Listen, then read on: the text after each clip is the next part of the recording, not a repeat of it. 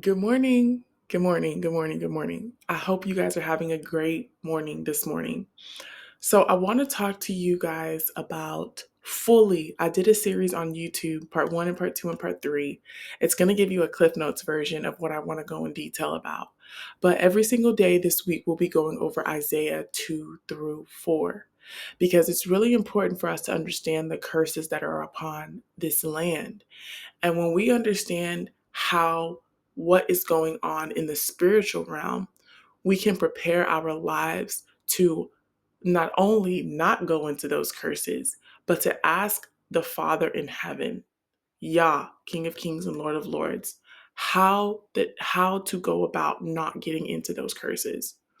But you need to understand what biblical curses are. And contrary to belief, they're not just totem poles out there, even though, you know, there's some witchcraft going on. But they are so deep, so deeply entrenched into the system that we live into America. And if you follow this system, your life is literally going to be cursed. So I'm going to start with and I'm going to pause because this is particularly for Black women. I know you say, why just Black women? Because we are called to a different standard. We are called, when you are chosen, and I cannot go into the layers of it today. It's going to be humanly impossible to do this in the time frame and for you to absorb it. But I want you to pray about your identity in the Most High. I want you to pray about your identity in the one true God.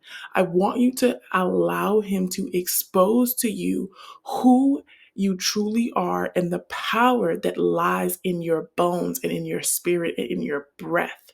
And when you understand who you truly are and how powerful you truly were created to be, you will understand why there is severe punishment, but why on the flip side of that coin, there is severe blessings. There is unimaginable blessings for you when you align yourself with holiness and not just goodness. Because what's happening in the modern day Christianity, what's happening in religion in this day and age is that people are aligning themselves with good and not holy. And holy, when you align yourself with holy, this is the only standard that you can go by. There's no other standard in the world that you can go by because holy is not defined by man, but good is defined by man. And that's what we have to get out of. As a person that used to be very religious, deeply entrenched into religion and what people thought. I don't know about you guys, but religion has a way of making you think that if you are good to everyone else, then you are good with God. But that is opposite of what the Bible teaches you. The Bible teaches you when you are good with God and what He says, He will make you good with people, even the people that don't like you. And so that's important for us to understand because we need to understand whenever our good is nothing but filthy rags, but our striving towards and our praying towards and our focus on is on holiness, how much the difference will be in our lives. And so I want you to get this into your mind. Forget about good, because that's a man term. That's based on what we feel right now. Let's focus on holiness, and the holiness will bring all the good that's attached to God. Okay? Because God is good. But listen to it. What was first? God. So we need to attach to God first, and God will bring all of the goodness. We don't need to attach ourselves to good first, because traditionally that good is dependent on man. But I want to read something to you guys, and I need us to pay attention. I need us to pay attention as if our lives depended on it, because it does. Because the season that we are entering into America, especially for brown-skinned women, is going to be so treacherous. And here's why. So this week we'll be going through Isaiah 2 through 4, but I'm going to walk through Isaiah 1 for us to Isaiah 2, for us to really grab hold of this. The future peace of Zion. The vision that Isaiah, son of Amos, saw concerning Judah and Jerusalem. In the last days, in the mountain of the Lord's house, the mountain of the Lord's house will be established at the top of the mountains and will be raised above the hills.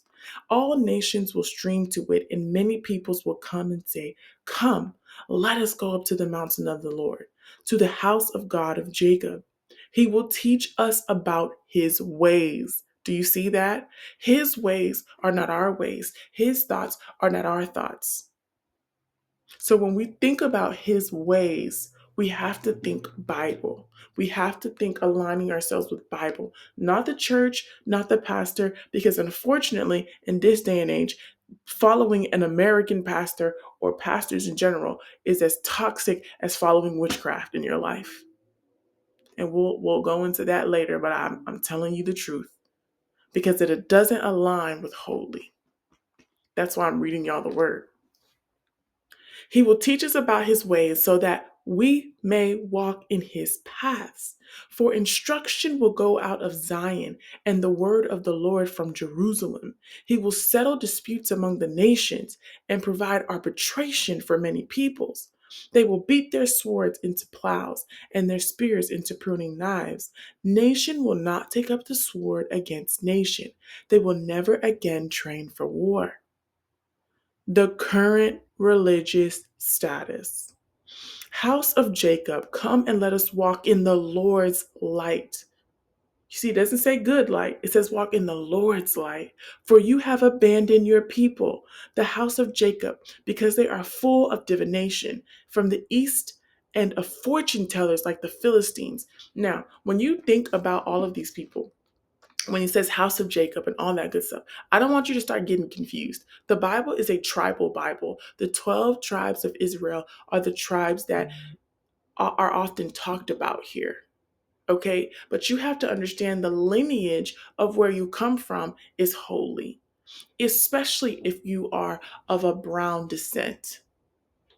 Now, I'm not going to get into, oh, we're more holy than everybody else. No, no, no. The blessings of holiness apply to everyone. Okay? It doesn't matter what skin color you are, it doesn't matter anything. God cares about the heart.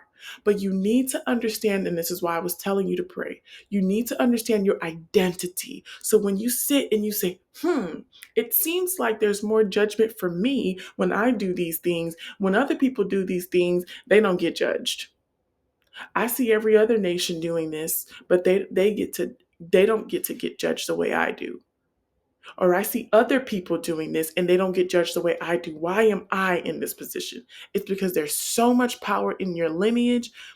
You don't understand where you come from. And because those question marks are there, you do not understand your place. And I'm here to tell you that your place, especially as a brown girl, a daughter of the Most High King girl, your place is holy. Your place is here. Your place is not in a world and not a system. It's not in accolades. It's not in degrees. It's not in credit scores. It's not in serving people. It's not in, and I'm telling you that for a reason. It's not in doing all the things that make you feel good or make you seem good. It's about following holy because your protection isn't holy. Now, I'm going to say this because they are full of divination from the east and of fortune tellers like the Philistines. They are in a league with foreigners. Their land is full of silver and gold, and there is no limit to their treasures. Their land is full of horses, and there is no limit to their chariots. What land is more powerful in the world than the U.S.? There is none right now. But listen to this. Their land is full of idols. They worship the work of their hands, what their fingers have made. I want you ladies to understand this.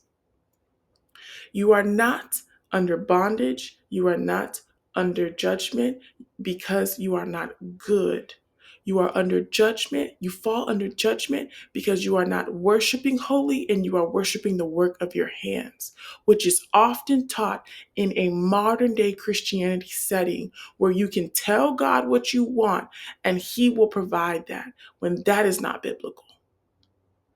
What's biblical is you pursuing holiness, and what God gives you in your heart aligns with what he wants for you to walk out. Stay tuned for part 2.